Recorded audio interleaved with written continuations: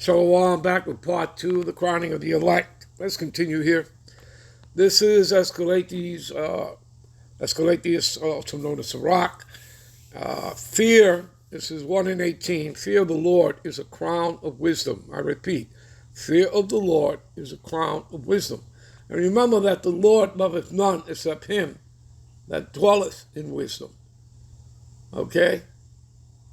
And I believe you read that in Wisdom of Solomon, chapter 7, around the 28th verse. Okay? So, again, fear of the Lord is a crown of wisdom. All right? Making peace and perfect health to flourish, both which are the gifts. See, no man receiveth nothing here on the earth. He doesn't receive anything unless it be given to him from the heavens. St. John's 3:27. All right. So, both which are the gifts of the Most High, and it enlarges their rejoicing that love him. There you go. Okay, let me give you some quick precepts, all right, off this that come to mind. All right, give me a minute. Proverbs 9 and 10, fear of the Lord Yahweh is the beginning of wisdom, and the knowledge of the holy is understanding. Okay? So you have to have that spiritual discernment. You would have had to have been blessed with that. Okay? So, give me a minute. Let's jump to Proverbs 4 and 7.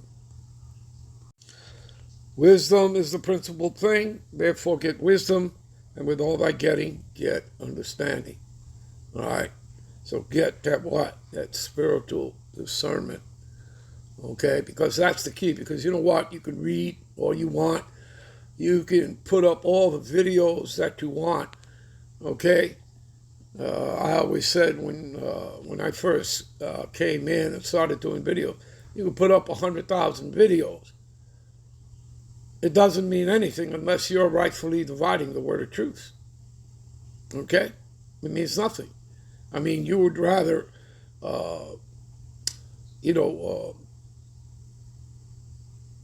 take a guy who has maybe 5,000 videos, but guess what? He's rightfully divided the word of truth. He's done more damage. Okay? Because that's what you're commanded to do, rightfully divide the word of truth. Okay? Being a workman, being diligent, continuous, never taking your hand off the plow. All right? Never looking back. Okay? You understand? You put off the old man, you become the new man. Okay? All right. Give you one more. Give me a minute. All right, and here, this proves it. Okay? About your precepts. This is Psalms 119, 104. It is through thy precepts that I get thy understanding. Okay? Like, again, when you're out there, you're street teaching, and a person walks up on you, and they want to hear the word, whatever the case is, and you read a precept, and they don't get the understanding. That's why you go to your other precepts. Okay? And what does that do? Well, that brings understanding. Okay? Let's read this again. Through thy precepts I get understanding. Therefore I hate every false way. You see that? So this isn't about making stuff up. All right? This is about knowing the scriptures, knowing your precepts, and going to them. Okay? Do you understand? The precepts are like the dots. All right? Remember, the scriptures are like a puzzle. Okay? It's precept upon precept, line upon line, here a little, there a little. And when you connect the dots, now all of a sudden, you have a picture, okay? And that picture now, has clarity. You have now understanding, all right? All right. Give me a minute. All right. This is 1 Peter 5 and 4. What does it say here? And when the chief shepherd, who's that? That's Yahweh Shai, the Mashiach, right? Lord of Lords, King of Kings, all right? So when the chief shepherd shall appear, ye, and again, ye, we, us, ye, thee, It's talking to you Negro, Latinos, and Native Americans that make up the 12 tribes of Israel. In particular, the elect, because they're the only ones who are going to come into this understanding. All right? So this is not a worldly view. This is not a universal book, people. All right? This book is for you, in particular, the elect of Israel. All right? Because they're the only ones that are going to get the understanding. All right? So when the chief shepherd, Yahweh Shai, shall appear, ye, being of the elect, that you have the understanding of these scriptures, right? Have that spiritual discernment.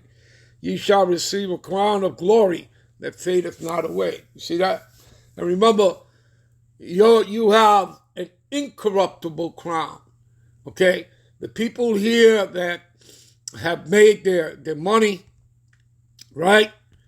And have their mansions and the cars and, living luxuriously, whether Israelites or not, they've already received their prize on this side.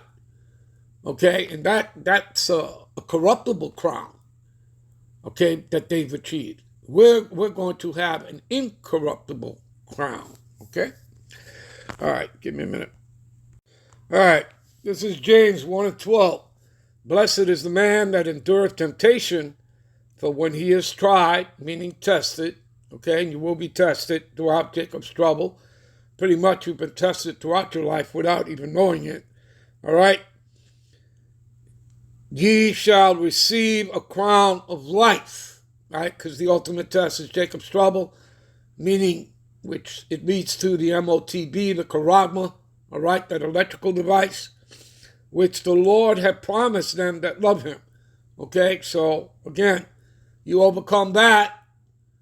All right, and remember, it's already written, we have the victory. Okay, so you have to understand that, it's already been won. Okay, we're just living it out in real time, people. Anyway, we'll be right back with part 3. Shalom.